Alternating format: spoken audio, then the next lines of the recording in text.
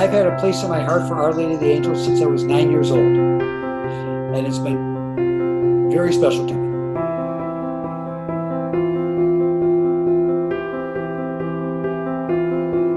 Welcome, Team Ola. I am here with Scott Gilmore. He perhaps might be one of our oldest runners, but we can't prove that yet. But I'll let Scott introduce herself. Go ahead, Scott. Hi, I'm Scott Gilmore, and I am running the Chicago Marathon for Team Ola this year. Great. Planning on it. Hopefully it's going to happen. Scott, what brought you to Team Ola and your affiliation with the mission? Describe that. Let's see, I first became aware of Our Lady of the Angels when I was a youngster and I heard about the fire going on there.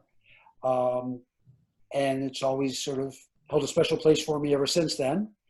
And then a few years ago, my wife is a teacher at St. Sylvester School, and she met Sister Stephanie over there. And we started getting a little involved with working at the community dinners, going to the food distribution on Saturdays, making food donations.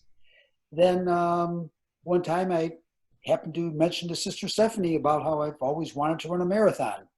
And that was all it took for her to decide that I was going to do it. That's excellent. And, then it's just been, I did run the marathon in 2018 and was not real happy with my finish. So I want to try it again, see if I can improve on what I did 2 years ago. Excellent. So at 69 years old, you ran your first marathon. Right. That's awesome. Yes. So tell me, marathoning is a journey, right? You learn a lot about yourself and through the process. It's a lot of alone time, mostly. Did you enjoy your training? And tell me about the training and kind of what's been your journey on training for I did enjoy it, and I do enjoy it now. It's not that much alone time. My wife is the one who got me into running to begin with. When I stopped smoking at just before I turned 55, she was a runner then, so I started going out with her, and she goes with me now. We've just started it's getting a little hot in the afternoons, so just this week we started our morning runs. So we are out about 5:15, and we're right by the Bloomingdale Trail. So the 606. So we're usually up there.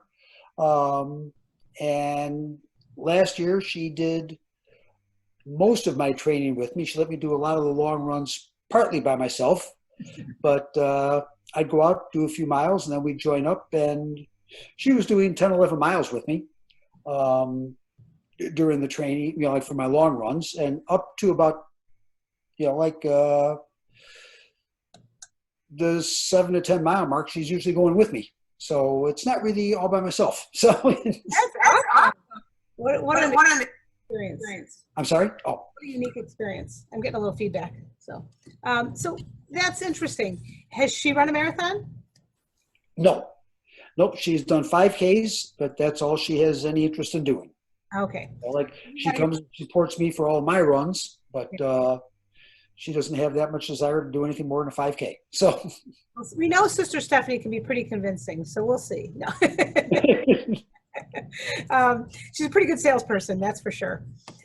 So the marathon, you went in 2018. You're now coming back for 2020. You have some goals this year, right? Because you want to do better than 2018 from a physical perspective. Right. I had to stop at the. I had to walk most of the way after the 23-mile mark. I developed a bad leg cramp, and I finished. I got to cross the finish line. I was doing what I considered a running motion crossing the finish line, but I don't know how fast I was going.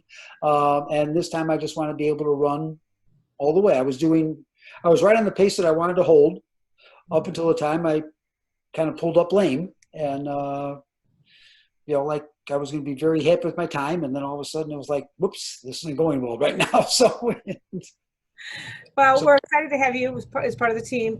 Coronavirus, lockdown, COVID, all of those things that have kind of defined our last 4 months or so. I understand you probably have been one of the few folks who haven't experienced all that has come with it for many. Describe your experience during the lockdown and what last 4 months. I work in a manufacturing facility that was designated an essential uh, business. So I have been going to work every day.